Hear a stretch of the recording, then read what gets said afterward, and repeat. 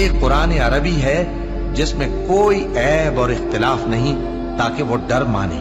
اللہ ایک مثال بیان کرتا ہے کہ ایک شخص ہے جس میں کئی آدمی شریک ہیں مختلف مزاج کے، اور ایک آدمی پورے کا پورا ایک شخص کا غلام ہے۔ بھلا دونوں کی حالت برابر ہے؟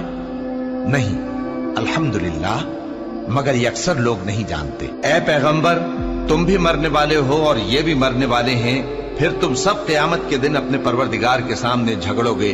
پھر اس سے بڑھ کر ظالم کون جو اللہ پر جھوٹ بولے اور سچی بات جب اس کے پاس پہنچ جائے تو اسے جھٹلائے۔ کیا جہنم میں کافروں کا ٹھکانہ نہیں ہے؟ اور جو شخص سچی بات لے کر آیا اور جس نے اس کی تصدیق کی، وہی لوگ متقی ہیں۔ وہ جو چاہیں گے ان کے لیے ان کے پروردگار کے پاس موجود ہے۔